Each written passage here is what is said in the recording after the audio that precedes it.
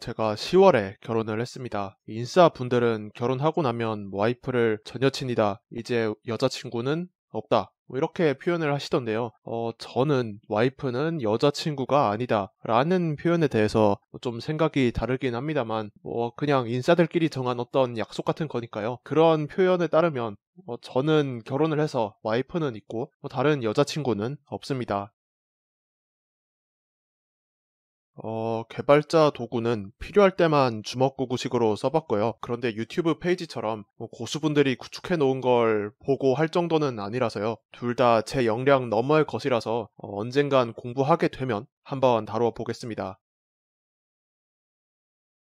영상을 만들고 있는 시점 기준에서 지금은 백수 상태입니다. 대학교를 졸업한 지는 좀 됐습니다.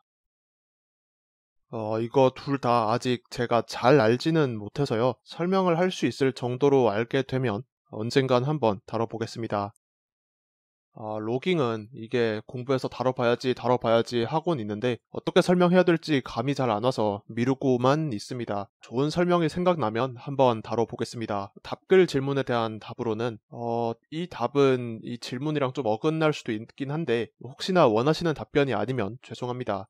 저는 개발에서는 특정 주제를 공부하는 두 가지 이유가 있다고 생각을 하는데요. 첫 번째는 진짜 당장 내가 지금 필요해서고요. 두 번째 이유는 지금은 딱히 안 쓰지만 이거 언젠가는 써먹을 일이 있으니까, 그러니까 그때 낭패 안 보려면 공부해놔야겠다, 이런 두 가지 이유가 있을 수 있습니다. 말씀해주신 추상화, 객체지향을 공부하시는 이유가 이 두 개 중에 어떤 건지는 모르겠지만요. 첫 번째 이유시라면 일단 공부하지 않은 채로 코드를 한번 짜보시고 그랬을 때 어떤 비효율이 나오는지 한번 몸소 느껴보시는 게 좋다고 생각합니다. 그러고 나서 추상화, 객체지향 문법을 공부해보시면 이렇게 효율적으로 짤 수 있구나 하는 걸 알 수 있어서 그냥 공부한 것보다는 훨씬 더 잘 습득되실 겁니다. 만약에 두 번째 이유시라면 어떤 나는 이미 잘 아는 분야인데 코드 구현만 객체지향, 추상화를 잘 해놓은 어떤 대기업 오픈소스 코드를 찾아보시는 걸 추천드립니다. 예를 들어서 제가 추상화를 공부하고 싶다고 하면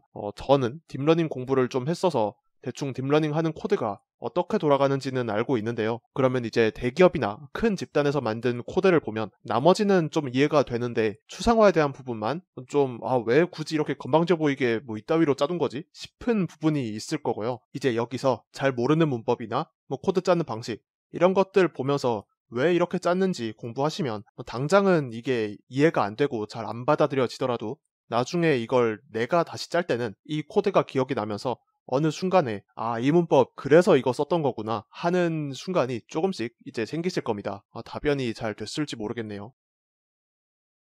대학교 학부 때까지는 C랑 C++을 한국어보다 더 잘했는데 이것도 몇 년 안 하다 보니까 다 까먹게 되더라고요. 나중에 다시 쓰게 돼서 원어민처럼 쓸 수 있게 되면 한번 다뤄보겠습니다. 검.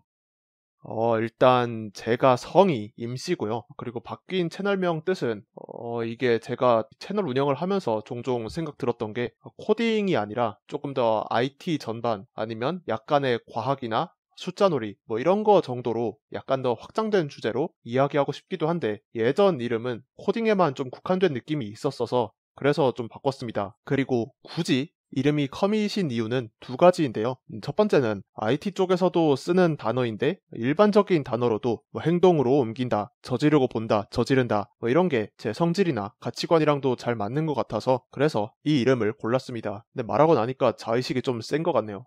두 번째 이유는 제 오프라인 지인들은 제가 쓰는 이 별명, 이 닉네임 같은 걸 어떤 걸 쓰는지 알고 있는데요. 이 임커밋이 그 별명이랑 발음이 거의 비슷합니다. 그래서 지인들한테는 두 이름을 말장난처럼 왔다 갔다 하면서 쓰기 괜찮아서 이 이름으로 선택을 했습니다.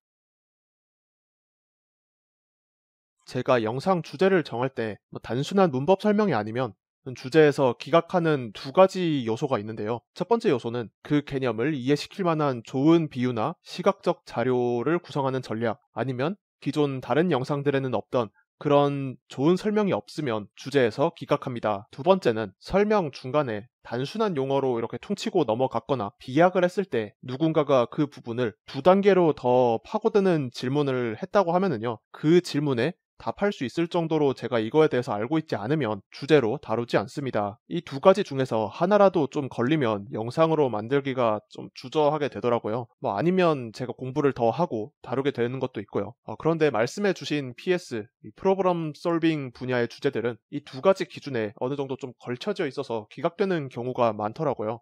단순히 어떤 알고리즘이 있다라는 설명만 해도 되긴 하지만 뭔가 이거에 대해서 타임 컴플렉시티 같은 거를 설명하거나 이게 최적이라는 것을 설명할 때 수학적인 증명을 필요로 하는 경우가 많은데요. 그거는 아까 기각하는 첫 번째 요소에서 걸리는 경우가 많더라고요. 그리고 사실 어떤 알고리즘이 그냥 이런 게 있다라는 설명만 해도 되긴 한데 이거에 대해서 피상적으로만 설명하는 느낌이 들면 이제 분명히 그 느낌이 전달이 될 거고 그래서 그 느낌을 전달하게 되는 게 좀 싫기도 합니다. 그리고 우연한 기회로 주변에 PS 초고수분들을 접할 기회가 좀 있었는데 그분들 말씀하시는 거 반도 못 따라가겠는 거 보면 아직은 제가 스스로 알고리즘을 다룰 자격이 있나 싶기도 합니다. 그래서 알고리즘 주제들 중에서 그나마 살아남은 게 큰 수의 곱셈 정도입니다. 이것도 PS 초고수 한 명한테 추천받아서 만든 건데 이제 비약 같은 걸 좀 많이 해서 더 잘 만들 수 있었는데 하는 생각이 내심 좀 들긴 했었습니다. 영상을 만들고 있는 시점 기준으로 지금은 일을 쉬고 있어서요. 취미로 영상 만들고 뭐 와이프랑 놀고 뭐 친구들이랑 약속 있으면 또 뭐 놀고 여기에 밝히는 거는 비밀이긴 하지만 다른 취미도 하는 게 있어서 뭐 그런 취미들 하고 놀고 있습니다. 직장은 언젠간 다시 다닐 겁니다. 직장에 다시 나가면 딥러닝 관련된 연구 개발 일을 할 텐데요. 이 딥러닝 쪽 커리어에서는 챗GPT가 터트린 거 보면서 생긴 뭐 지향점, 목표는 하나 있습니다. 인지도 있고 좋은 AI 프로덕트나 서비스를 만드는 게 목표인데요.